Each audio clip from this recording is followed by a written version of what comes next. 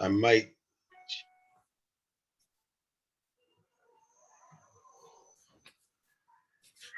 All right. Good morning, everyone, or good afternoon as it stands, everyone. This is the inaugural episode of the Smoke This Over podcast show where we have on interesting guests, where we talk about interesting topics that are designed to get us to think and sometimes think outside of the box. I have Bayne here, and we're going to talk about his book, Elgin Baylor, The Man Who Changed Basketball. And just like to give a brief bio of Bijan. He's an award-winning Washington-based freelance writer who has written for Pro Basketball News, the Washington Post, the Boston Herald, Essence, and Washingtonian, among others. He is a member of the United States Basketball Writers Association, a founding member of the Internet Baseball Writers Association of America, and an executive board member and media relations director for the Association for Professional Basketball Research. Bayne is the author of Sky Kings, Black Pioneers of Professional Basketball, which was named to the suggested reading list of the Basketball Hall of Fame in 2004, and Martha's Vineyard Basketball, How a Resort League Defied Notions of Race and Class. Bijan is not limited to just sports topics. He has some content online, and we'll link all of this in the show notes under this episode when it's posted on YouTube. He has some writings on travel, pretty interesting, pop culture, his work on 30 stunning photos from the golden age of jazz was pretty interesting. He's also done some pieces for ESPN's The Undefeated. He also wrote an op-ed in historianspeaks.org entitled COVID-19, A Crisis in Black America. So Bijan is certainly not a one-trick pony. And so we want to welcome him to the show. How you doing, Bijan? Hey, how are you, Derek? Thanks for having me on. No problem at all. Like I said, I appreciate your time, and I worked my way through your book and really found it fascinating. At the end, we'll get to what you're working on now and what might come out in the near future. But right now, I'd just like to start things off. Well, first, do you want to say anything else about what you're doing and your background? Oh, no. Thanks for the introduction. It will probably come up organically. So. All right. First off, what was your motivation for writing the book? Why Elgin Baylor? Well, I know been one written maybe in the mid to late 60s. He was still active as a player. And as far as I can tell, it wasn't. So I thought that was sort of a void in the sports literature library. Mm-hmm.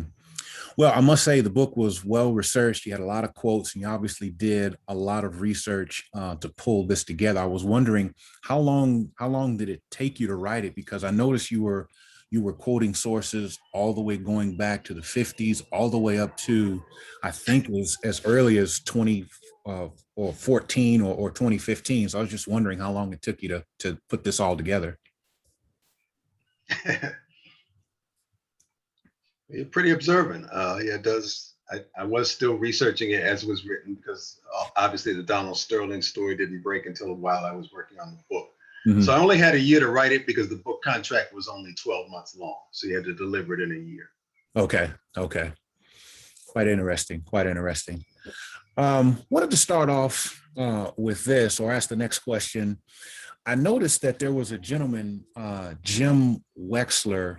He and Elgin had a showdown in 1954, March the 12th, and Baylor actually broke his scoring record. I think Wexler's scoring record at the time was 54, and Baylor's beat it by scoring 63.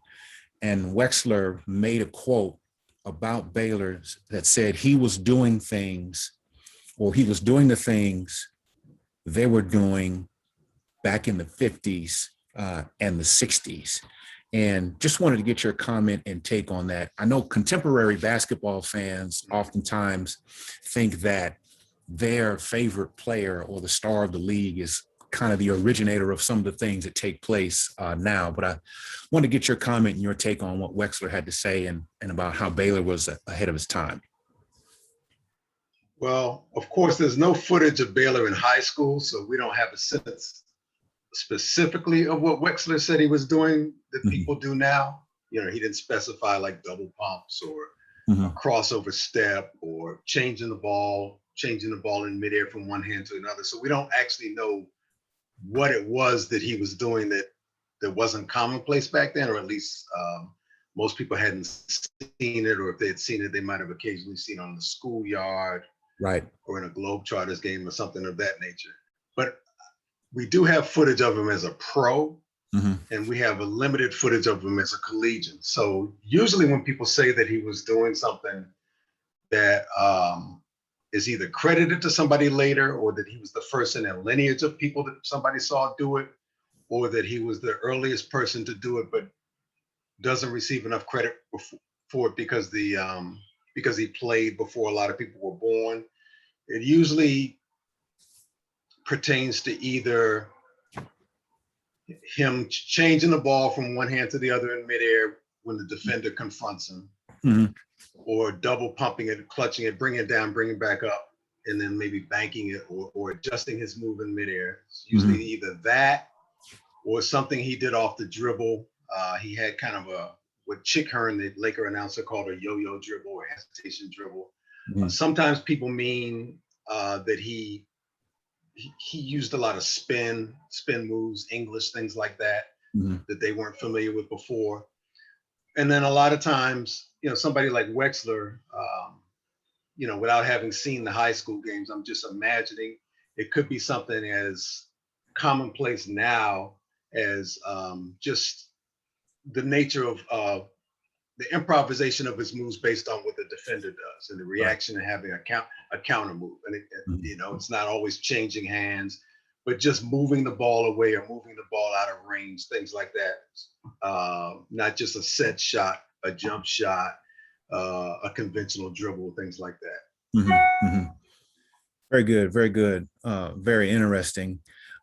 Yeah, I share your sentiment. I was reading as I was reading through your book, I'm saying, wow, that was 10 years before I was born. That was 11 years before I was born.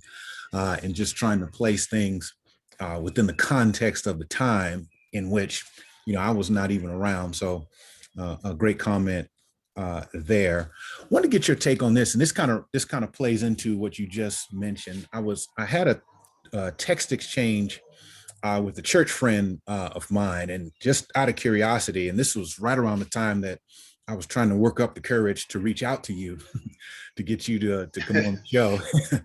And he named his collegiate all-time starting five, and he has Lou Alcindor at the 5, Larry Johnson at the 4. I think he had Larry Bird at the 3. He has Jordan at the 2 and Magic at the 1. And so I sent him my all-time collegiate starting 5, and I had Lou Alcindor at the 5. I had Elvin Hayes at the 4. I had Jordan at the 2, and then I had Oscar Robinson at the 1. But I had Elgin Baylor at the 3, and obviously, as I've read your book and learned of his exploits, he really doesn't get his just due as a great collegian and also a great NBA player for the very reasons that you mentioned. He was playing and doing many of these amazing things before many of us were born. And this was in the age before the televisation of collegiate basketball and pro basketball. And so it's almost as if he's gone down the memory hole for certain people other than hardcore NBA and NCAA enthusiasts. And wanted to get you to expand on that if you want to. Yeah, I mean, you could term it as unfortunate that obviously his playing career ended, his pro career ended in '71, and that was just the tail end of it. He wasn't as effective as he was in the early '60s because of, Mhm. as you know, from having read the book, that some of the listeners and viewers might not know, injuries to both knees in '63, '64, '65. So his prime occurred before most people on Twitter were born, Instagram. Most people on Instagram were born. Some people on Facebook were born, but they might have been little kids, or they might have not been born until the late '60s or the mid '70s, or in some cases, a lot of journalists in national outlets like The Athletic or ESPN or what have you, Bleacher Report, weren't born until the '80s. Mhm. And maybe some instances, people that write for people that blog or people that post a lot online, influencers, weren't born until the '90s. So some people saw him as a GM. Some people didn't even see that era. So a lot of what he did, especially college, which is, first of all, he played at two schools. He played on the Right. West Coast. He played in Mhm. a different time zone than East Coast media, which means Mhm. the games were late. He played for Seattle U, which means you're not really on national TV. Right. There's really not the big push. College basketball is really not a big national TV sport until after or during the UCLA dynasty. And even Mhm. then, it's only for really, really big games like the Elvin Hayes, Lou Alcindor first showdown in the Astrodome, which actually wasn't even on the network. Some big entity bought that game and showed it at night, like a private entity like Hughes Sports Network or CD Chesley Sports. It wasn't even on the network. It was like showing a fight. Right. So Right. so his career occurs before that. Mhm. So yeah, he doesn't get a lot of credit as a college player, but he did lead that team to the final, to the national championship game. And he was the MVP of the Final Four, even though they lost. They lost to Kentucky, and he wasn't at his best in that game. He was probably injured in the semifinal game in the ribs, playing against Kansas State, and they routed Kansas State in the semifinal game, a team from a much bigger conference. I don't think Seattle was really in a conference, and a team that had All-American Bob Boozer. They beat them pretty handily, although Right. he got hurt. So, and it's not an excuse. He doesn't make an excuse for the finals game. Kentucky used a lot of wise tactics to try to neutralize him somewhat. He had a good game. He didn't have a great game, and he wasn't really surrounded with a really balanced team. So yeah, great collegian, but he played at two schools. One was in Idaho, so there's not going to be much exposure there. And his college career was almost like an afterthought. He got heavily recruited, but there's some kind of missing gap or link where he doesn't end up going to any of the schools that heavily recruited him. He sort of goes into the workplace for about a year or so. Mhm. Yeah, and that's interesting and great background. I also found it interesting that usually great sports players, some of them like the attention, some of them court it. Very few of them are uncomfortable with it. And it seemed as though Baylor was one of those individuals. He was well thought of as a high school basketball player, obviously, collegiate, obviously. But he seems to have been one that kind of had the mindset of maybe, I just want to play basketball. It's something I'm great at. It's something I love. And all of this attention is I could take it or leave it. And I found that interesting and wanted to get your comments on it. Yeah, that's another interesting observation. It's a good way of putting it. He's not really one to toot his own horn, and in interviews, he's very modest. Even in the early '60s, at his peak, when he's asked about things like scoring a lot of points in a game, when he broke the NBA scoring record, and when he scored 71, he said if somebody was going to score 100, it would be Wilt, because Wilt's tall and he's near the basket. It'll be easier for him because he's playing inside. Although Wilt shot a lot of bank shots and jumpers back in those days. Right. But he didn't have to. His point was that Wilt didn't have to make a move from the wing and get his own shot. Somebody was feeding him. Whereas Baylor had to, score off the dribble from the wing and get his own shot. So it's harder to get 70 if you're making all the moves and you're beating somebody with the dribble than it is to get 70 if supposedly you're supposed to be in the post. Right. So he sort of, I mean, he knew his worth and his value, you know, like the boycott situation and the NBA All-Star Game proposed walkout situation in '64. He knew he had a lot of value to the owners. He knew he was the reason they moved to LA. But in terms of a one-on-one interview, or in terms of the media standing right there in front of you, he's not. He's sort of like, well, the stats speak for themselves. When I approached him about working on a memoir, he wasn't interested in working on a memoir, or at least his wife said that, and his lawyer, his attorney, Carl Douglas, said that. Ex-wife. And his attorney, Carl Douglas, expressed that to me. Said Elgin's not really interested in that kind of thing. He's just a person who played and wants to let the record speak for itself. He doesn't want to do a series of, you know, email or phone or in person where you're hashing out the story, putting nuances and detail and subtext. So that's just not his thing. When he's called by magazines, you can see a lot of archive magazine, I don't want to call them interviews, but like profiles of him or appreciations of his career or examinations of his career in retrospect in magazines like Slam and things of that nature, or the Washington City paper. And the author will say, it took me 6 or 7 times or 6 or 7 voicemails to get him to respond. So that's where it was with him in terms of talking about himself. Yeah, I think that's so fascinating because, I just wonder how he would have dealt with these modern times where everything is kind of in your face. Everything's televised. We have social media, Twitter, Instagram, YouTube, and all of these things. I just wonder how he would have stayed out of the limelight or tried to stay out of the limelight under those circumstances. But that's neither here nor there.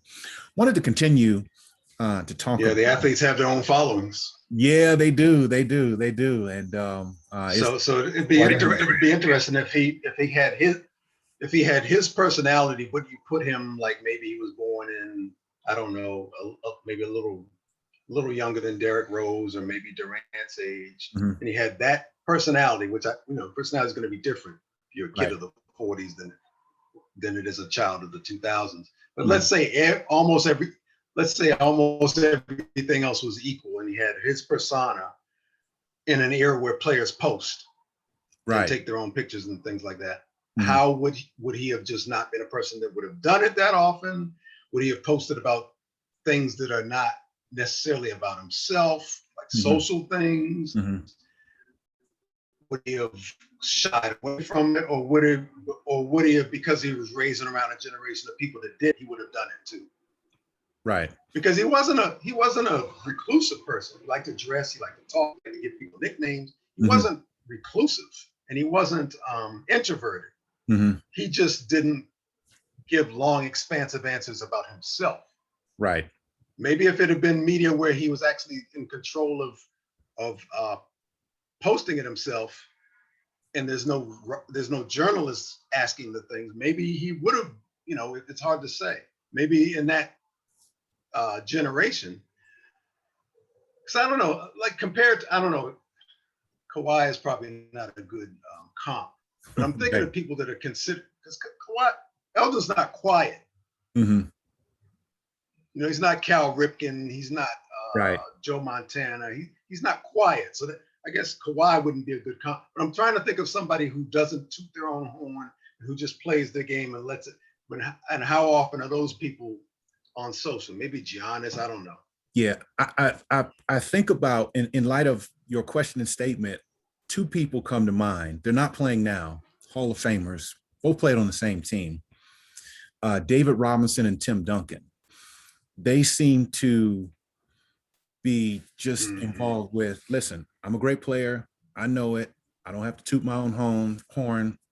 I just want to go out and play basketball and try to win championships. And so they come to mind. I don't know if that's what you would think of as well. Yeah, those are good examples. We didn't know probably a ton about Jeter during his heyday. Of course, the people weren't posting. Athletes weren't really posting then.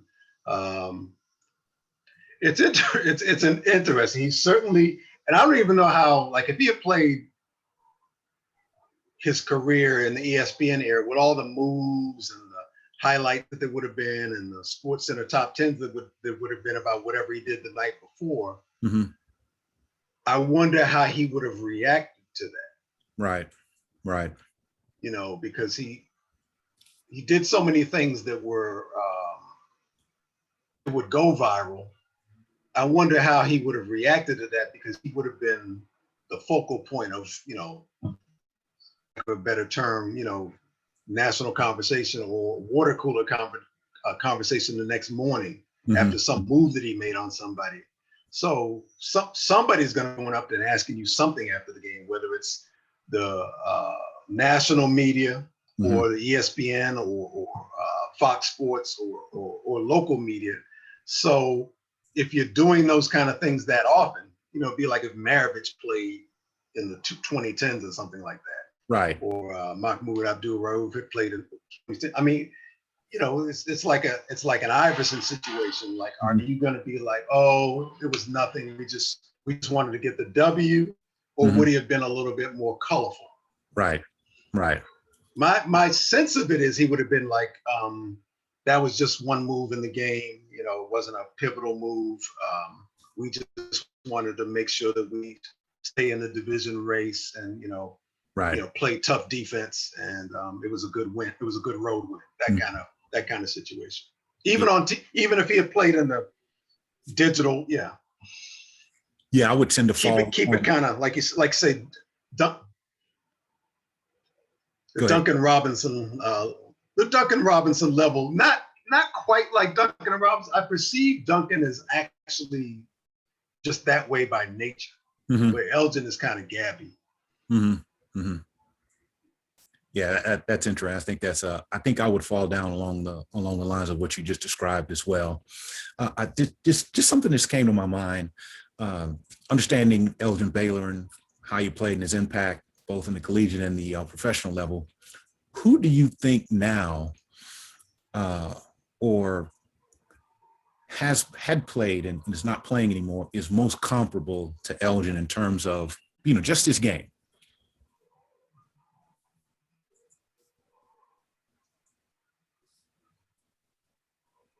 Well, elements of Connie Hawkins, elements of Julius Erving, they're obviously different. They're taller than he is. They saw him where he didn't see anybody like them, so it's a little different. They tend to wave the ball around in there a little bit more than he does, although he had very strong hands too. That just wasn't his. He did it, but it's not his signature thing to do. Right. It's more like a up and under thing with him, or a double clutch, or some reverse, sometimes backflip it off English over one of his shoulders. A lot of what he did is sort of off of a reverse. It wasn't always off of the right-hand side like Doc or Connie Hawkins. He waved the ball away from the defender, and then you either flip it or dunk. A lot of what he did was sort of come up the opposite side of the basket and then bank it in. Like the famous move that Doc made that everybody, shows against the Sixers. Well, not against the Sixers, against the Lakers, where he goes across the baseline, comes out the other side. Right. That was more of a Baylor thing. So I would say some elements of Doc and some elements of Hawkins. Hawkins doesn't have, because Hawkins' knees were probably bad young, so he doesn't have some of the spring and agility of a strong Baylor, and he's slimmer. Right. Doc has a much longer stride and does a lot of things on a full breakaway, where he's the only man with the ball the whole breakaway. A lot of Baylor's famous stuff is in the half court, off of a half court dribble. So some of that, and I would say because he's such a sharp passer, although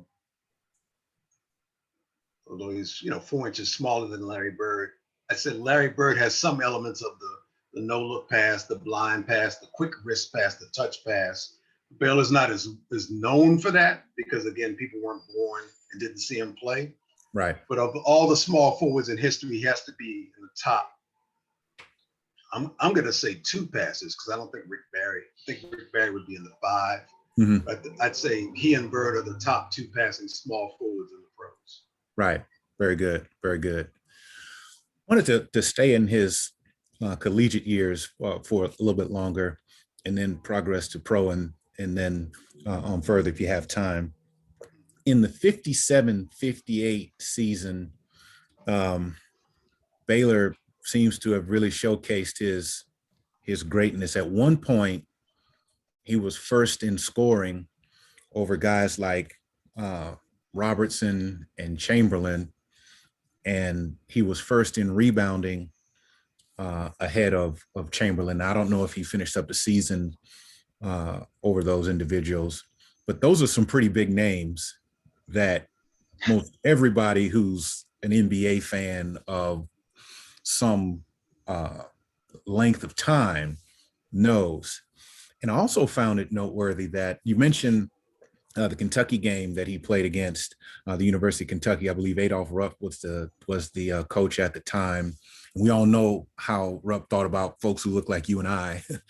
But even he said at the time that he put Baylor on his all-time opponent's team. And so once again, it just speaks to the level of greatness of this extraordinary. And I think it would be wrong for us. I know you're not saying it. I just want to say it publicly, that it would be wrong for me to just restrict his greatness to the basketball court, because as you said, he seems to have been one of the first really marketable Black stars, and I dare I say marketable NBA stars, period, who are charismatic enough for companies to want to hawk their products. And so just once again, just speaks to the extraordinary nature of this great basketball player and great man. Wanted to get your thoughts on that. Well, he's a very versatile person. He's interested in a lot of things. He always would ask his teammates during flights and road trips trivia questions. You know, how fast do you think this particular plane that we're on is, or what's the fastest plane? Mm-hmm. What's the fastest animal? What's the capital of this? How many tons do you think this weighs? How do you spell this? There's always, the ringleader of all the hotel room card games, the dispenser of nicknames around the league.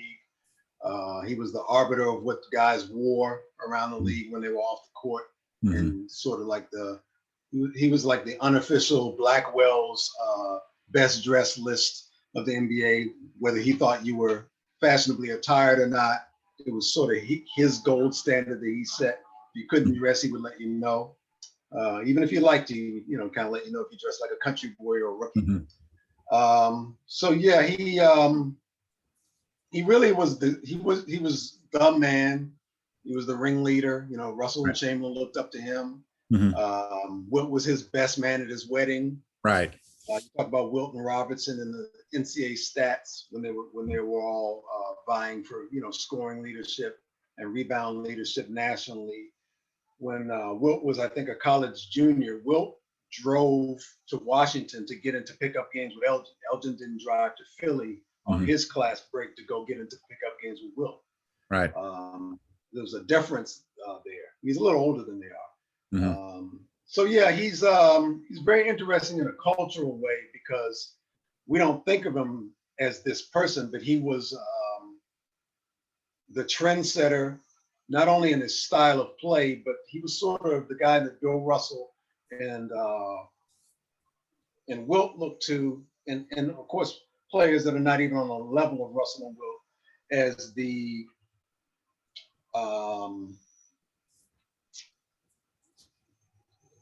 guy that sort of sets the standard for approval, mm-hmm. the guy that people seek out his recognition. Like if he were going to do something like Space Jams, it would be his movie, and mm-hmm. you would go play pickup on his set. Mm-hmm. He was Michael Jordan. Right. He was the first guy to boycott a game in any mm-hmm. major sport.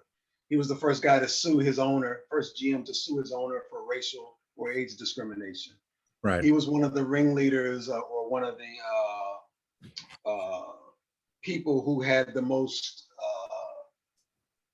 authority when the players were considering not playing the 64 All-Star game because they wanted better benefits and they wanted a pension and better playing conditions. Mm-hmm. Everybody was like, what does Elgin think? What would Elgin do in this situation? What would Elgin wear? How would Elgin deal with the media? He had this air about him. It was very princely, a very regal air, a leadership air.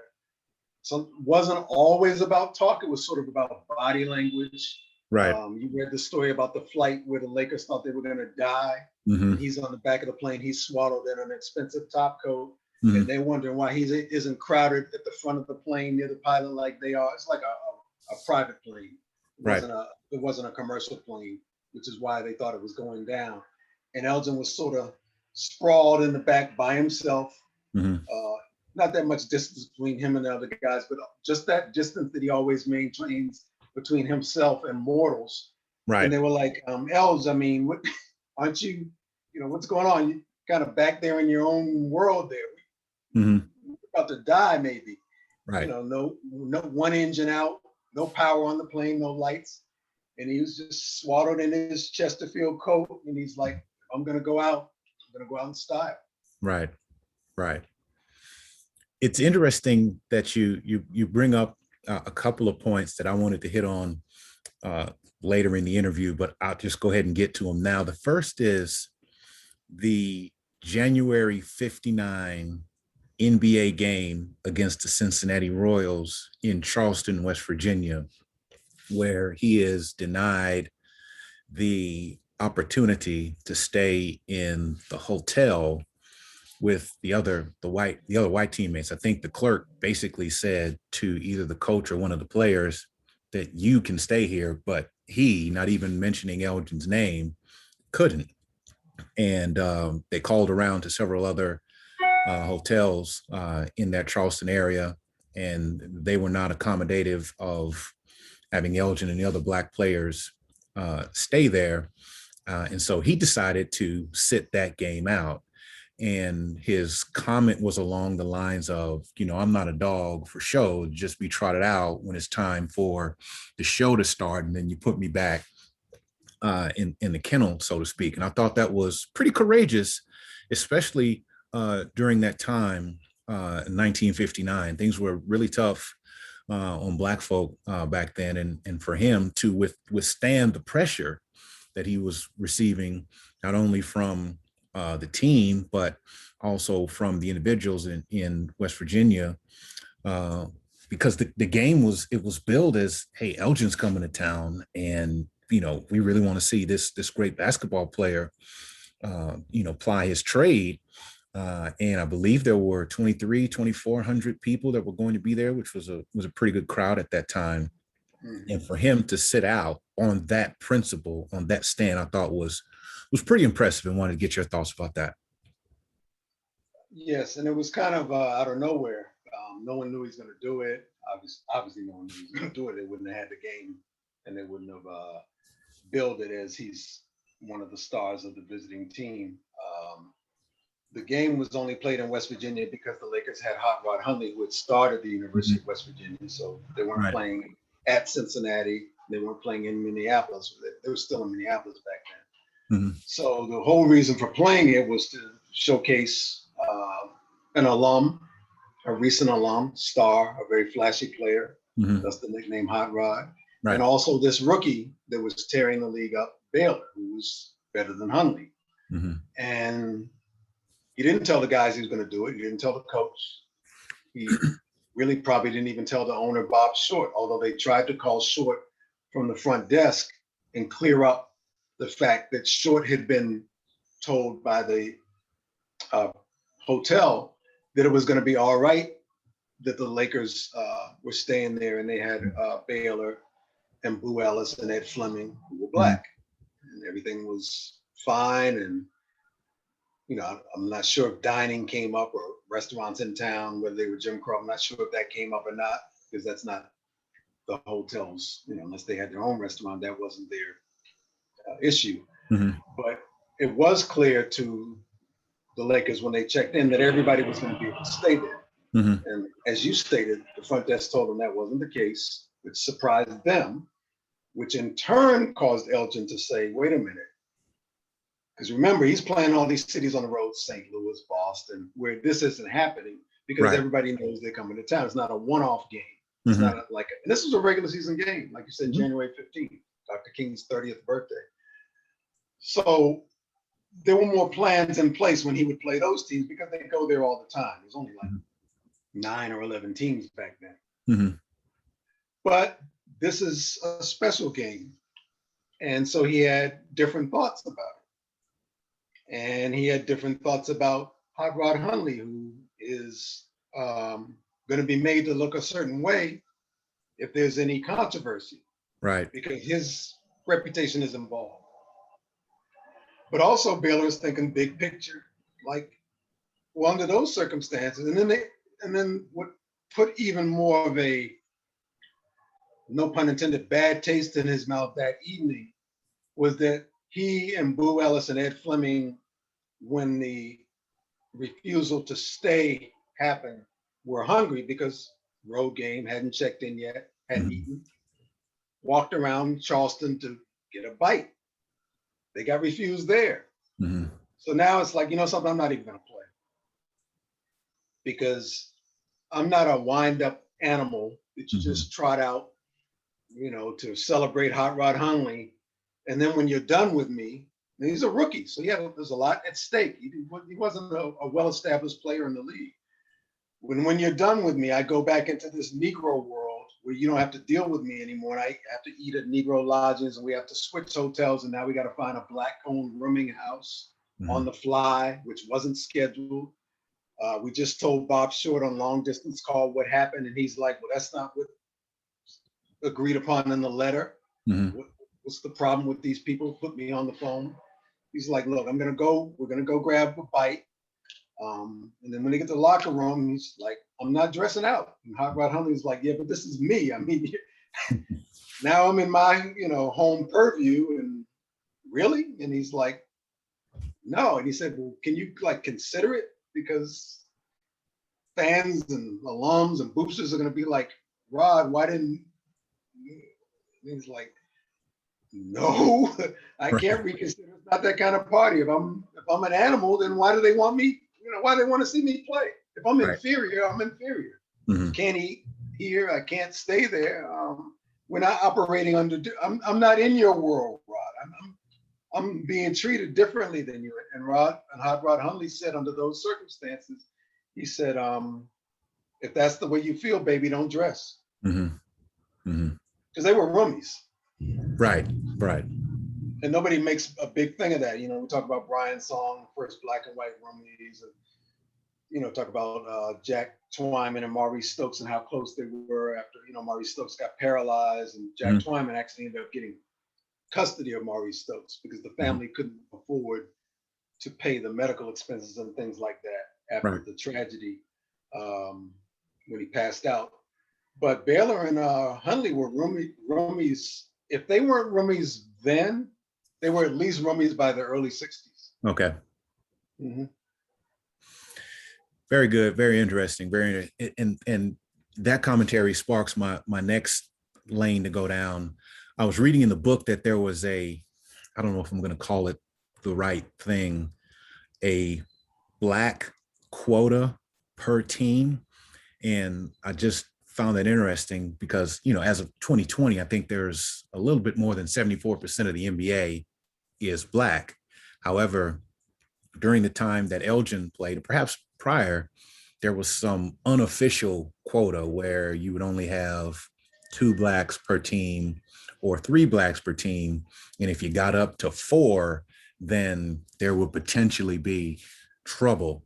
And I just thought that's quite interesting in light of the NBA of today and the NBA of back then. Now, of course, it's 2020 now, and it's, 1959, 1960, 1958 back then. But, it's almost as if, the free market in sports wins out because owners want to win and they want to make money. I think they want to make money more than they want to win. A lot of times they pay lip service to wanting to win, but they want to make money and they want to win. And the way you do that is you get the best players, and the best players during this time happen to be Black. But I thought it was interesting that they had that kind of unofficial quota going on at that time, and wanted you to give a little bit more color of that if you could. So when he was drafted in '58, he was the first overall player taken. There weren't a lot of Black players in the league. Almost all of them were centers, and they were bangers. Centers and power forward. Earl Lloyd, Nat Sweetwater Clifton, like 6'6", 230. Ray Felix, about 6'11". Walter Duke, 7 feet. Bill Russell, 6'9". They were all people that did the dirty work. Didn't have the ball in their hands a lot. Didn't bring the ball up the court. They didn't play the playmaker position for the most part. I mean, Guy Rogers was a rookie the same year as he was a playmaker. But for the most part, they didn't quarterback the offense because they weren't considered cerebral enough to do that. That was something that Cousy and Slater Martin and Tricky Dick McGuire, guys like that, quarterback the offense because they were brainy and they were from New York City. Basically, somebody to bang in the low post. Sort of defend the other team's big men like the Bob Pettits and the Easy Ed McCaulleys and the Mikens, and do stuff other people don't want to do, or a sharp elbow every now and then because the league was a lot rougher. When he came in the league, he was one of the first Black players drafted to be a marquee player and to score, not just mop up and get rebounds and push people around and be what they used to call a goon. He's probably the second Black player drafted to score. The first one was Cy Hugo Green in the '56 draft, who also was the first overall out of Duquesne, out of Boys High. So Baylor was the second. Everybody else was drafted to do what Russell did. Everybody. Because this is pre-Will. Right. Pre-Oscar too. It's '58. So you only needed 2 or 3 guys like that on a ball club because they're not gonna be 6 feet tall. 5'11", they're not going to be bringing the ball up. They're not Slater Martin. They're not Bob Cousy. They're not Dick McGuire. They're not Bobby Wanzer because you don't trust them with that role because that's like calling the offense. That would be like being Johnny Unitas or Bart Starr. Right. Not smart enough or cool-headed enough to do that.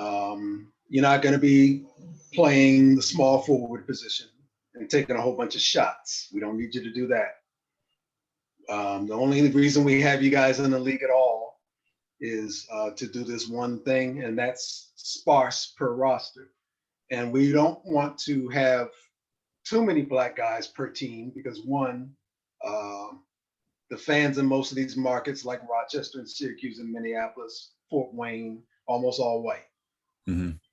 Not only that, you have to get along with the other players. Not only that, you have to deal with the sporting media. Not only that, who would you room with? And not only that, if we have 4 Black guys on a team in a sport where there's only 5 people on the court at the same time, how many of those 4 people are going to start? Which gets into a fan issue or an audience appeal issue. If we have 6, which is half of our roster, can we start 3?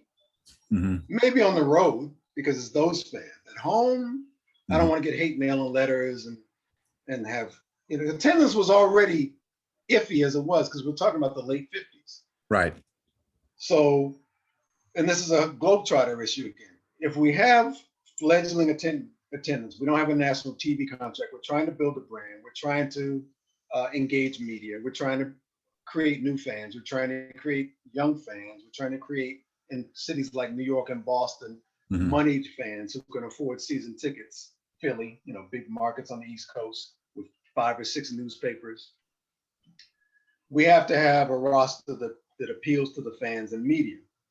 If you get 5 Black guys on the total roster and 3 of them start at home, there's a threat of alienating people, and there's also a threat of alienating the Globetrotters. Well, why does that matter? Well, the best players in the world are on the Globetrotters. If we sign 3 of those guys, then Abe Saperstein's going to be upset. He's the owner. If we get him upset, he's not going to play these exhibitions before our games that attract 10 or 11 or 12,000 people to see them because they're the most famous team and the most entertaining team in the world. Mm-hmm. Then half the people leave when the two NBA teams come out. So if we go willy-nilly signing guys away from him, like they did Sweetwater Clifton, he's going to stop playing these preliminary games in our arenas that draw people. We need those people because some of them might stay and see our product. Most of them leave. Mm-hmm. So we got to draft the Baylors and the Oscar Roberts and the Wilts when they come right out of college, and the Russells. We have to get them when they come right out of college. We can't get guys that are already established and sign them off the Trotters because then Saperstein's going to take his ball and go home. He's going to say, why would I want to play preliminary games if I'm in competition with you for black talent? Mm-hmm. So that was another reason for the unwritten rule of the quota.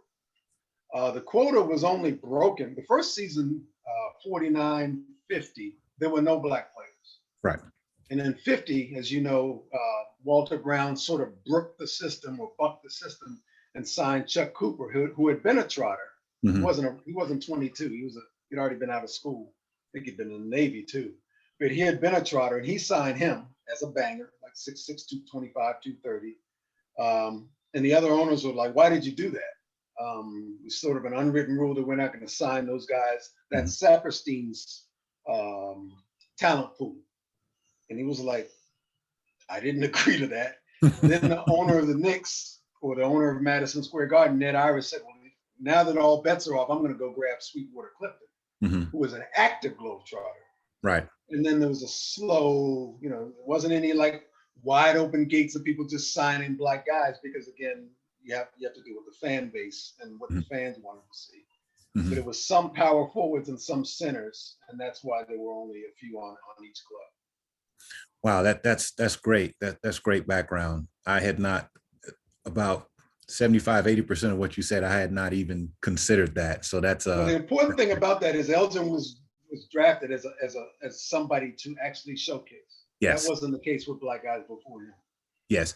And to your point, I think Bob Short was offered $100,000 from the Knicks, either for the number one draft pick, which they would then use on Elgin Baylor, or $100,000 for Elgin Baylor. Either way, they wanted Baylor. And Bob Short smartly said, no, I think I'm going to pass on that. And obviously the team starts out in Minneapolis, was not drawing very many fans. They had a bad year before Elgin was drafted and came in. And I also found it interesting that obviously he increases in attendance pretty exponentially right off the bat. Mm-hmm. But Short plays, I think he play exhibition games out west, and he tested the market in LA a few times, in San Francisco.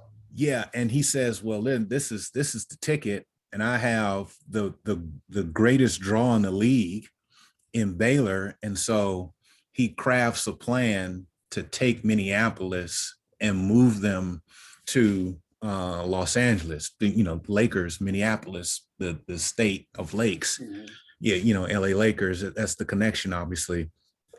And I thought it was interesting that he had to do some negotiating and say, listen, you guys would be the only team out west. We got to travel from Philly. We got to travel from Boston. We got to travel from St. Louis all the way west just to play you and to come back. So I think Short comes up with some kind of, it's not a revenue share, but kind of a cost share, and he'll cover their costs in excess of some amount for them to travel to LA. You really read the book. Yeah. This is for the people that haven't read it and the listeners in the audience. One of the objections to moving that far west, it wasn't that the owners didn't want that market in the league. Of course they want a big city. They got New York. Of course they're going to want a big Western city and TV and Hollywood and everything, all the cachet that brings. It was more so the league, again, was so fledgling. It wasn't on the level of Major League Baseball and even pro football, which was starting to come around 58, 59, because Unitas had played those games against the New York Giants on national TV, and one of them went into sudden death So now pro football in 58 and 59 is getting bigger and bigger. It was the travel expense of going where St. Louis would have been the westernmost market, right, for Boston to get on a train or a series of planes, or for Rochester or Syracuse or Philly or Boston coming all the way from the east. So now LA is going to be the westernmost market. It's a coast to coast trip. It's longer. There's probably not direct flights. There aren't that many now. right. Costs more money. So my overhead is going to be more. Not making that much money as it is. Not like we're drawing 11,000 people a night, even in teams that were good, like the Celtics. So Short said, I'll pay the difference of whatever you would have to play to get to the most Western markets, which would have been Minneapolis and St. Louis. He just took Minneapolis because that's who they would have had to play. Now we're going to be in Los Angeles. I'll pick up the difference of you coming to Southern California, every squad, at least the first couple of years.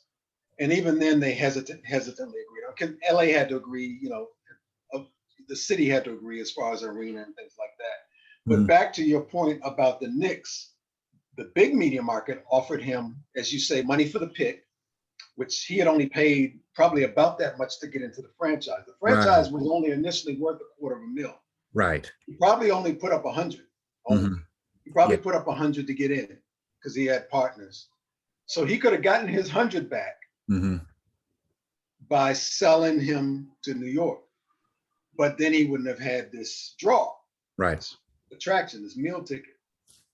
So rather than recoup 100% of what he invested in the franchise, which started to go down after Mikan retired and Vern Mickelson got old and Slater Martin and all those guys were gone, because they were a dynasty. Even before the NBA, they were a dynasty. They used to play the Globetrotters in world championships. Right. They won one and they lost one. So they were a dynasty. But they weren't a dynasty when those guys got old or retired. He turned down the 100K. And then later, when Elgin was an active player, the Knicks made the offer again. The owner we talked about, Ned Irish, the guy that signed Nat Sweetwater Clifton, offers another 100,000 when Elgin is a proven commodity. Right. Short turned it down again, even though Short was in the red. They hadn't moved to Southern California yet. So he could have made up some of his losses just by doing that. He didn't do it. Later, when Elgin was actually really established, like a superstar, Baltimore offered their whole roster and some money. And Short was like, no, I'm good. They were in LA by then. He was like, no, I'm good. So that just showed, this guy, we talk about Wilt, we talk about Oscar, but I'm looking around, there's no books, and I'm like, wait a minute. When I was a little kid, I didn't catch I got like the very tail end of his career when he really wasn't effective. But there's a Robertson book, there's Russell books, Kareem's written 2 or 3. Wilt did one by himself, and then there's been Wilt books by other people like Robert Cherry. There's been at least 2 West books. And there was a West book when he was active by Bill Libby. Roland Lazembe wrote a West book a few years ago. So there's Robertson, West, Baylor, Chamberlain, Russell. They're the guys, from 61 to 69. Where's the Baylor book? Right. And that's why I wrote the book. Because I've been hearing about him since I was a little kid. Because I lived in DC when I was small. So older guys are always telling you about Rabbit Baylor. It's coming up, maybe since I was 10 or 11. Rabbit Baylor played at this playground. He played at Kelly Miller Playground. And even near where you lived, he played at Turkey Thicket Playground. He played down here with Wilt. And Wilt came to the city and blah, blah, blah. And I'm like, this guy averaged 38 one year and 19 rebounds, and 34 another year and 18 rebounds. There's no biography. Right. Right.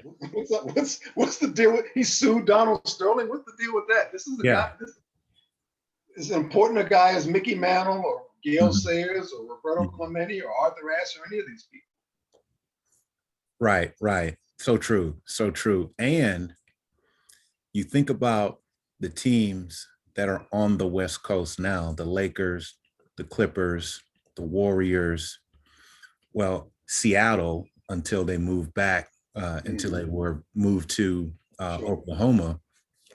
Elgin is the driving force for all of that. Bob Short does not make that move without him. And I think folks in the league see that, hey, this is an untapped market out here. they actually like basketball, and so this movie is stars coming to the games. Exactly, and It didn't start with Norm Nixon and Magic and Jamal Wilkes. It started with Doris Day, James Garner, Bing Crosby, and Danny Thomas going to see Elgin. Mm-hmm. Doris Day was Jack Nicholson. Right. She was like boom, and the TV cameras would show her in the stands, and she was loyal, and she was there, and she was Jack Nicholson. Right. And so after I read your book, I can't look at the Lakers the same way. I always got to think about Elgin and all that. You go back to Bob Short, and I think didn't he sell the team for? I think he eventually sold the team. He sold it for like 5 times. He sold it for $5.175 million. That's $5.175 million to Jack Kent Cooke. It was probably, of course, it was $250,000 back in the 50s, but it was probably 1 million-ish in the early 60s. It's probably worth about $1 million. Mm-hmm. She sold it for 5 times that, and then the Forum gets built. It's all Elgin. I mean, West was there by then, but West had only been there a few years. And kids didn't go out and, kids copied Elgin's moves out in the street and in the garage and in the driveway. Right.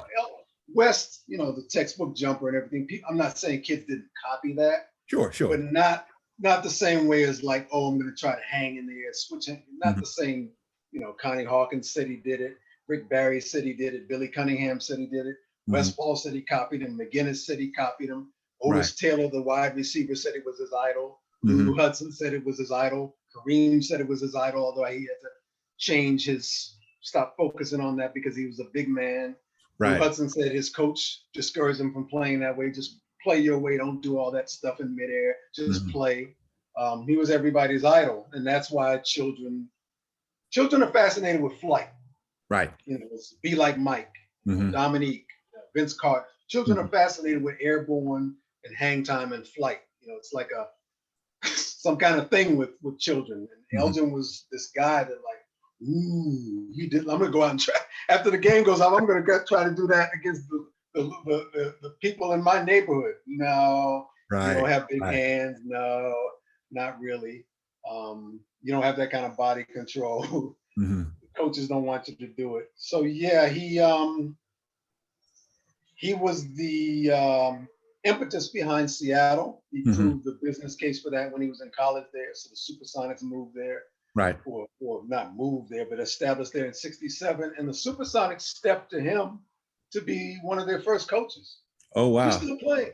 So they stepped to him to coach because they knew that he had a, market value there because they played college ball there. Right. So all those, San Diego Rockets, Sacramento Kings, all that comes, to your very astute point, out of him. Because, Short thought about San Francisco too, but Philly ended up moving there.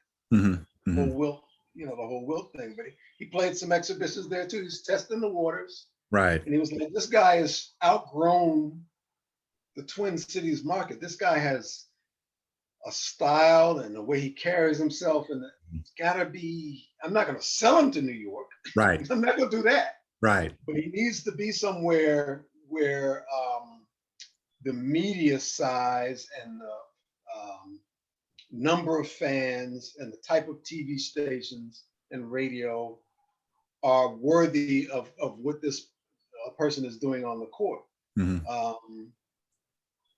Just drafting somebody like that when there were probably people like that who were eligible to be drafted early who could have scored like that. Maybe not on that level, but we're not just bangers and goons and lunch pail guys, the Rick Mahorns of the late 50s. Right. But owners weren't interested in that because the feature guys were Bob Pettit, Bob Cousy, George Mike, and these are the guys we're going to be showcasing. Right. We're not going to be showcasing in Fort Wayne, Indiana, or Oshkosh or Rochester, a black guy. It's just not, fans aren't ready for that. Baylor, this is different. This guy can cross cultural lines. This guy can transcend race. Oscar, Wilt, the league is changing. And as you said, now if I want to beat this team over here, I have to go out and get the best talent, because if they've got Sat Sanders and Casey Jones and Bill Russell and Sam Jones, I can't just put out a product of some old guys that were playing in the early 50s, right, that are not mobile, that can't block shots, that don't have the ball handling savvy or can't guard these guys off the dribble. I got to go out and find some guys like that. Mm-hmm. Mm-hmm. Very good, very good. I wanted to run this past you. The league during much of Baylor's playing career, was it 11 teams? Yeah, early, like 61, there's still 11. And so I was kind of reasoning and thinking within myself that what Baylor was doing back then in the 50s and the 60s and into the very early 70s was more impressive because the league was stronger then, because you had fewer teams, 11, which means that you typically only grab the cream of the crop to spread around to the 11 teams and not 30. And you have those extra 19 teams, and you kind of got to get some, not calling NBA players watered down product, but I think you know what I mean. Mm-hmm. It in my mind, it seems as though the league was more difficult when Baylor was playing, because you have a compressed amount of teams, which means all the best guys are on those teams, and there are really no lightweights as far as playing talent goes, as opposed to now we have all these teams and all these players. I want to get your take on that. Yeah, I mean, that's a good point, because on a given night, you're playing, there's only like 120 or 130 if you're doing this for a living. Mm-hmm. And there's 185 million, 200 million people in the country. 8 million of them are in New York, and a lot of those people can play. Right. 3 million of them are in Chicago, and a lot of those people can play. Mm-hmm. A lot more of those people in Detroit than live in Detroit now, because Detroit was a much bigger city, the height of the auto industry that it is now. A lot of those people can play. LA, a whole bunch of those people can play. Big public school system and suburbs. Mm-hmm. So you got 120, 132 people. Now, it's not automatic that the best black guys sign with the Trotters. Mm-hmm. Will played with the Trotters 1 year. He foregoes his senior year of college to play 1 year with them, but then he plays pro. Right. Connie Hawkins has some issues of things that he was accused of that he didn't do. Yeah, that's real unfortunate. He's sort of blacklisted and misses some of his prime, but he ends up with the Trotters in part because of that. Then the ABL, then the ABA, so he doesn't enter the league till he's 28. But you're going to get guys like that because Bill Russell turned down the Trotters. Oscar was given an offer. He turned down the Trotters. They want to play. They don't want to play in so-called exhibitions. They want to play the whole game without the routines and the reams and the clowning. Although the Trotters did play conventional games when they played tough teams. They didn't clown, until the game got in hand where they could do some routines. Sure. Elgin was offered the Trotters and he didn't accept it. Mm-hmm. So the talent pool is sparse. I mean, 185 million people, 200 million people, still a lot of people. Mm-hmm. You got baseball and you got pro football. You could have had more people from the Duquesnes and the St. John's and the Kansases and the Villanovas and the UCLAs and the Michigans and the Ohio States. It could have more people. They didn't. Mm-hmm. Obviously, there's a talent pool is relatively large, or you wouldn't have had Abe Saperstein try to establish the ABL in 61. So there's got to be other guys. Eastern League, and then 67, the ABA. Mm-hmm. So there's got to be enough. There's got to be other guys, even the guys that were blacklisted because of the so-called point shaving scandals. Which none of those guys actually shaved points because they never even played a college game. Right.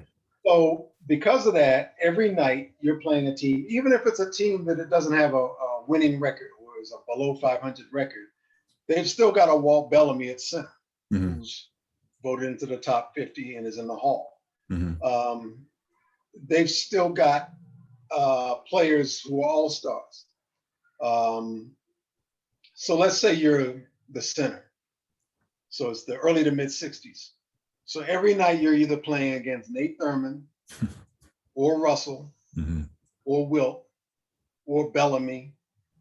You might be playing against, say, somebody like Johnny Kerr. You might be playing against somebody in, you gotta play against St. Louis, and they have well, late 50s, they have Ed McCauley Mm-hmm. and Bob Pettit and Cliff Hagan, and they still have Clyde Lovellette. Mm-hmm. Well, Lovellette and Hagan and Pettit are all 20-point scorers. Right. And they all play in the front court. That's half the league. Mm-hmm. So there's no off nights.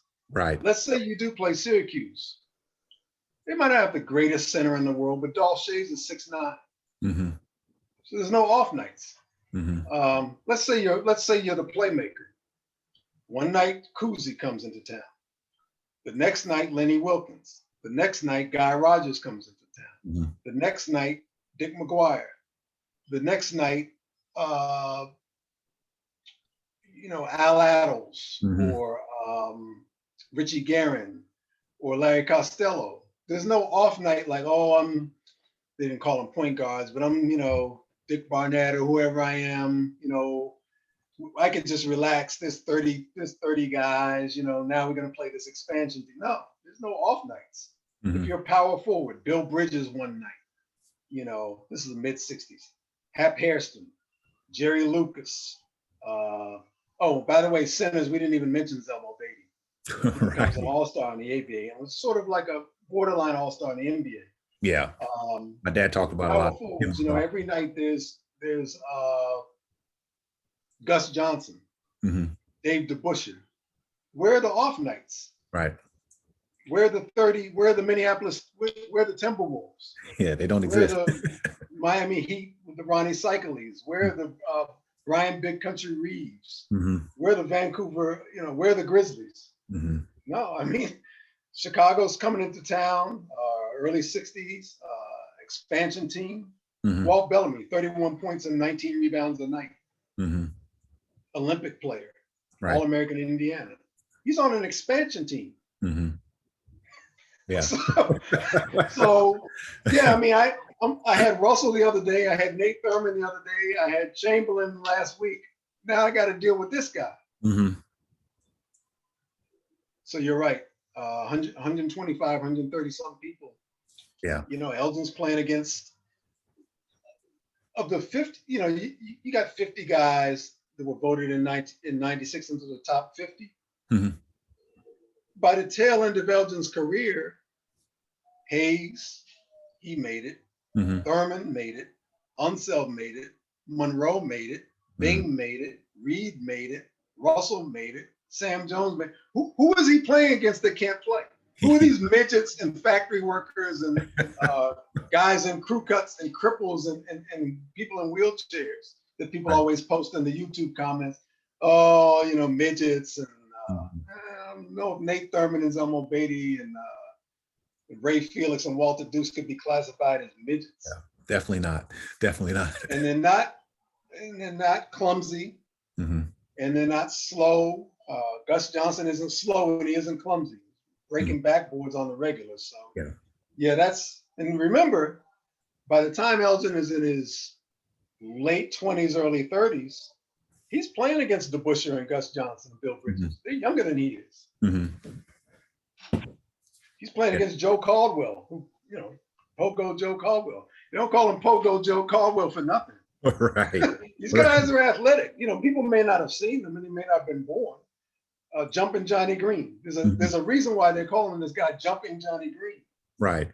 Tom Hawkins. Mm-hmm. So Elgin Baylor wasn't the only guy in the league in 1964, 65, and 66 that had any rise. Mm-hmm. Billy Cunningham comes in the league in the mid 60s. Right. Rick Barry. Rick Barry was actually a driver and a slasher. In the early years of San Francisco, if you look at the footage, he was like a slasher. Mm-hmm. The jump shot in the long game, the game when the Warriors, mid 70s when they won the title. That stuff came a little later, but everybody tried. All the guys that played that position, which we call now the three, Cunningham, Barry, they tried to play in the Baylor mode, which is swooping to the basket and trying to score. Right. Very good.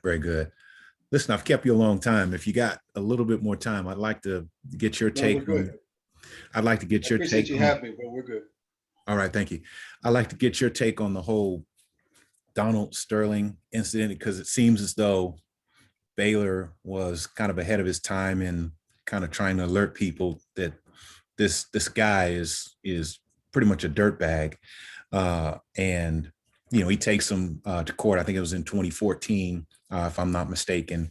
And of course, there were a whole lot of other things going on previous to that, including Elgin being vastly underpaid as a GM. And I think, myself included, and I have to beg for forgiveness here, and I talk about myself as the guys I grew up with in Chicago, following the NBA, were hard on the Clippers because they always seem to get it wrong in the draft. They always seem to get it wrong in free agency. And when they got Michael Olowokandi. Yeah, when they got a good player, he wound up getting hurt, and so Danny Manning. Yeah, we tended to hang, and even Ron Harper. Folks don't realize Ron that Harper. When Ron Doc Rivers for a little while. Yeah, when Ron played for the Cleveland Cavaliers, he would give Jordan all he could handle. I know because we watched those games, but we seemed to hang on Elgin, the fact that the Clippers could not ever not only get over the hump, but even try to get to the hump. And when I read your book and read the information in there about some of Elgin's dealings with Sterling, I think we have to hang a lot of that on Donald and not necessarily on Elgin. I want to get your take on that. Yeah. People will find out when they read the book, as you have, that it wasn't a welcome environment for people who were potential lottery picks, in terms of the agents weren't interested in having them play there because they knew that Sterling didn't pay.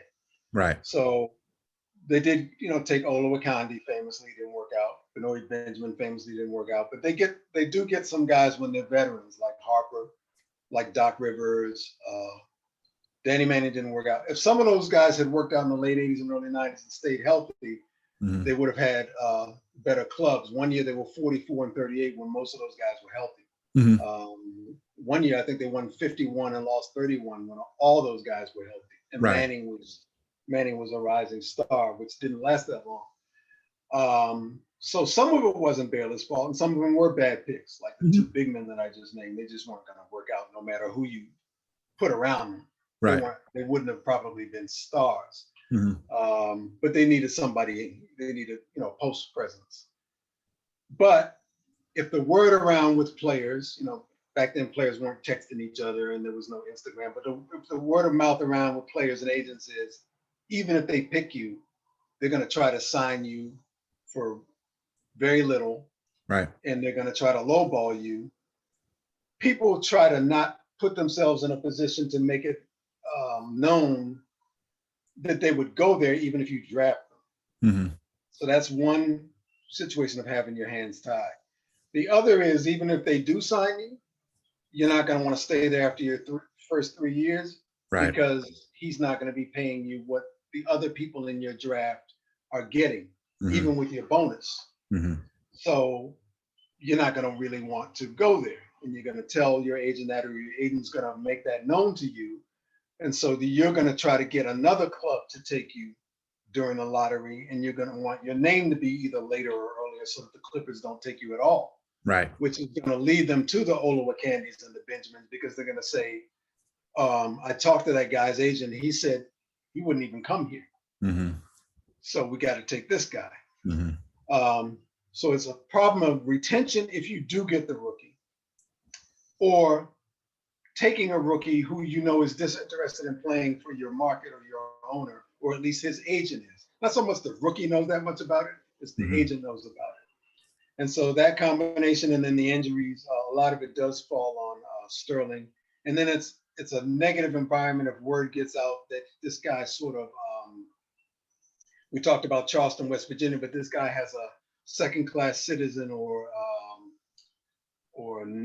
subhuman perception of Black people. Right. He comes down to the locker room and trots his mistresses or girlfriends or women he's seeing on the side when he's supposed to be married into the locker room so that she can see Black guys. Right. As if they're not on the same level as a white person. Elgin noticed that, and Danny Manning and those guys noticed that, and it was very creepy to them and sort of turn their stomachs. And so word would get out, I don't even want to play for this guy. Add to the fact that the team starts to do poorly, you don't want to play there because of that reason. And then you're the second banana market in LA. Mm-hmm. So if you combine all those things, it's very hard for him to get the top talent. Right. Right.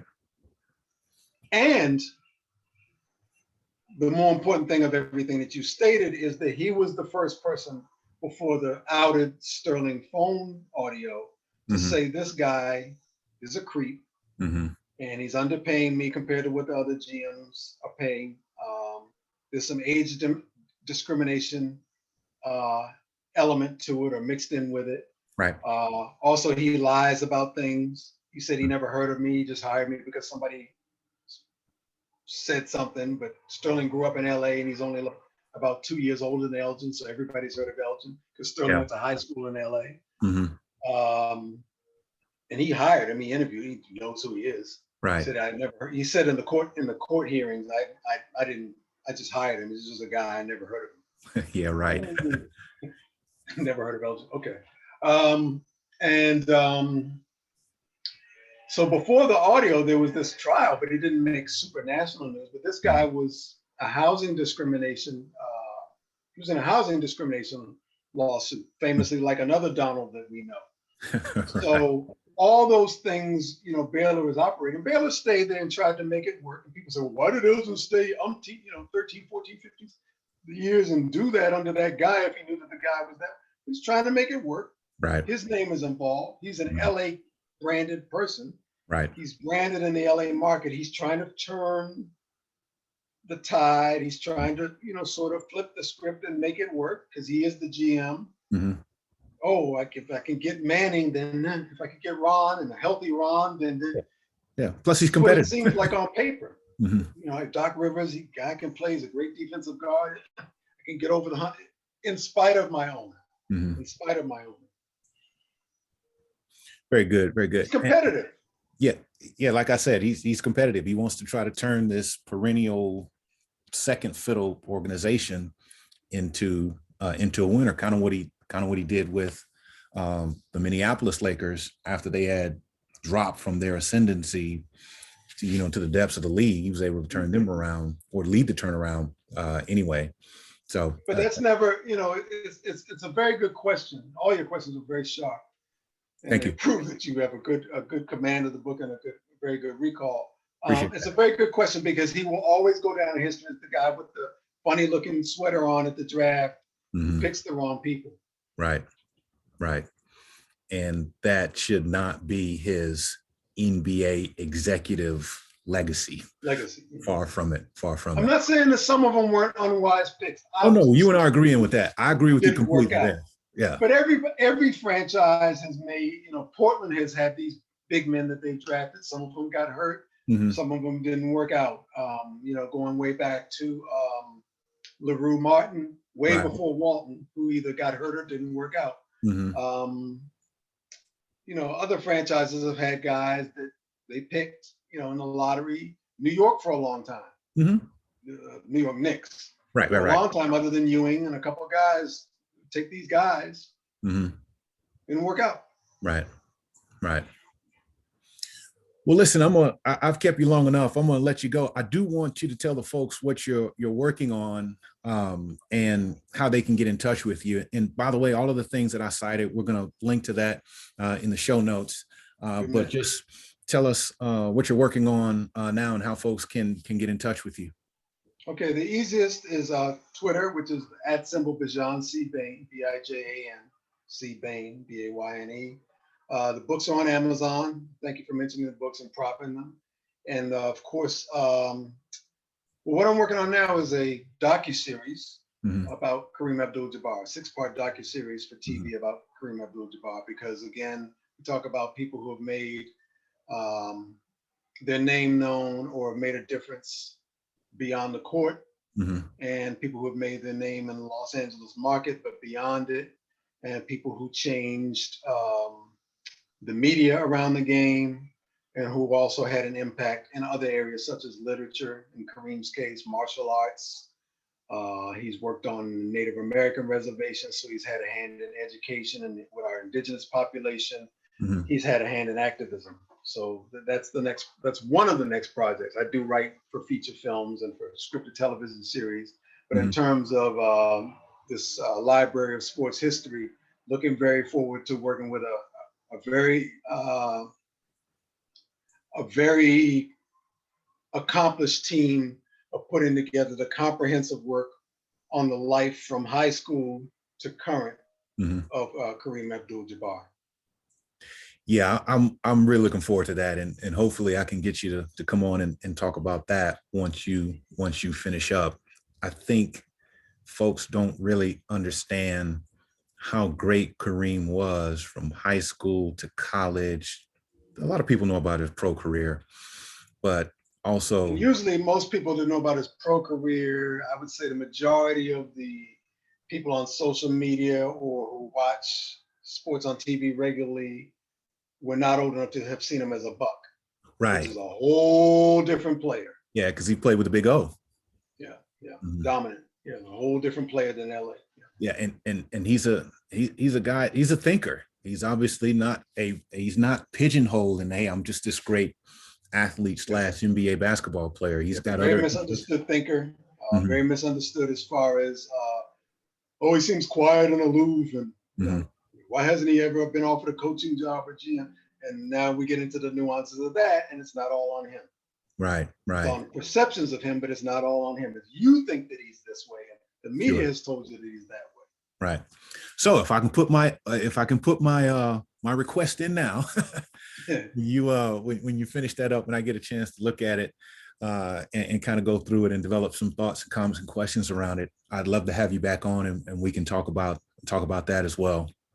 By all means, you have my promise that if you're not the first to have me on after it's wrapped and in the can, then you'll be one of the first. I appreciate that. So that you'll get some exclusives on it. Appreciate it. Listen, this was a great talk. I know people in Chicago, Chicago and Milwaukee are not that far apart in terms of the driving distance. I know there's a lot of appreciation of things that go on in Milwaukee, in Chicago, and Chicago and Milwaukee, Gary. I know there's sort of people grow up knowing what's going on in all three of those cities at the same time.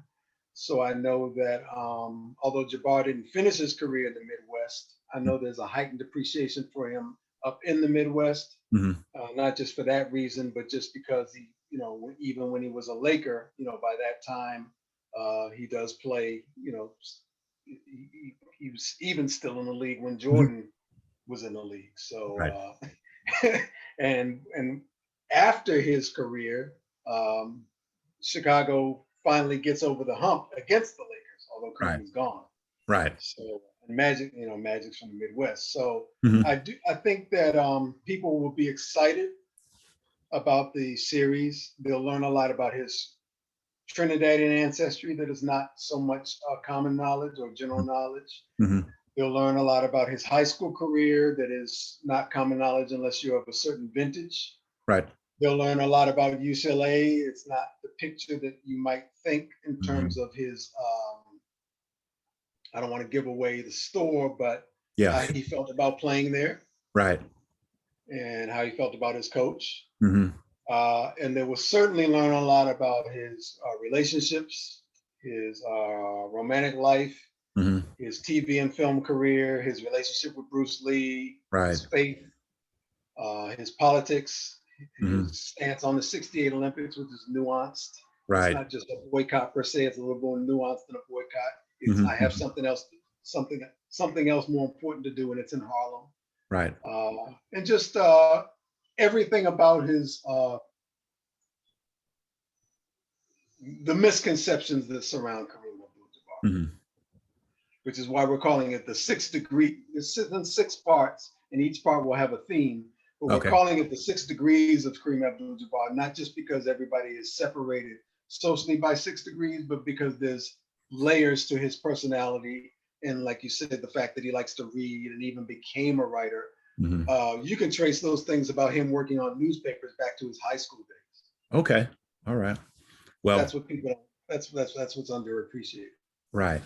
Well, I'm definitely He never interested. saw himself as just this 7'1" Negro boy that's good at basketball. Now, when he gets on the subway in New York and he's in high school, everybody knows how he looks. That's how people see him. You know, how's the weather up there? You're tall, you have to duck.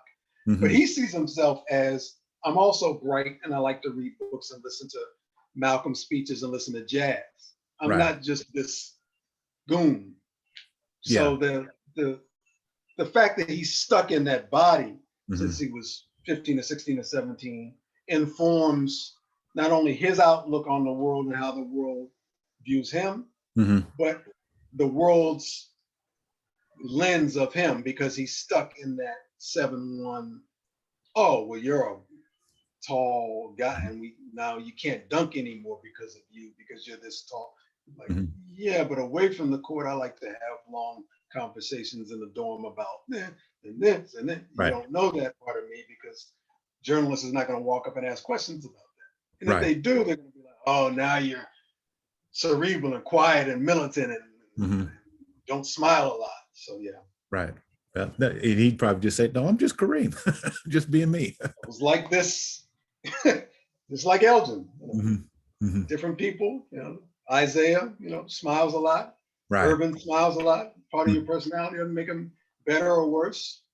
Right. Bob Gibson doesn't smile a lot. Nope. I don't know why smiling and you know, we're not all. Not everything is about. Bob Gibson actually played on the Globetrotters for a minute because he was on the college all-star team in Torrey when they signed him. He was like, no, I'm not gonna, you know, it's clowning things. Went into baseball. Right. I'm not gonna be grinning and doing the whole clowning thing. That's more Meadowlark's thing than mine. Not saying that it's a bad thing. Right. That's not me. You know, Isaiah is more personable and Magic is more personal. It doesn't make you more personable. Right. Right. It makes fans seem like, oh, that's a guy I can relate to better because he's got the smile and the sugar ray lip. Okay.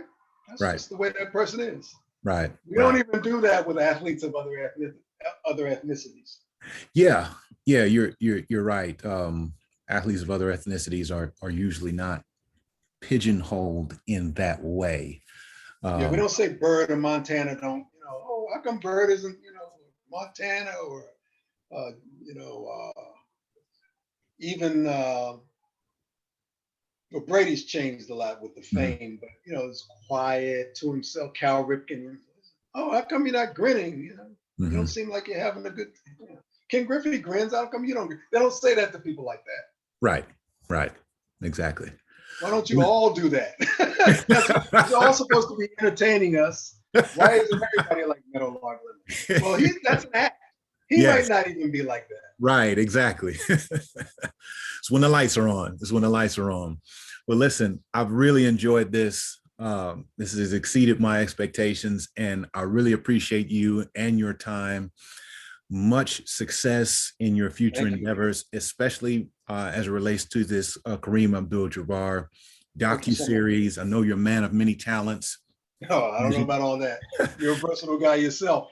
Thank you. As you continue to spread out, I wish you nothing but success, and I appreciate it. And hopefully I'll talk to you soon once the docuseries is over. All right. Thanks again for having me on there. Great questions. Thank you. Take care now. Okay. Take it easy. Thanks again. Bye.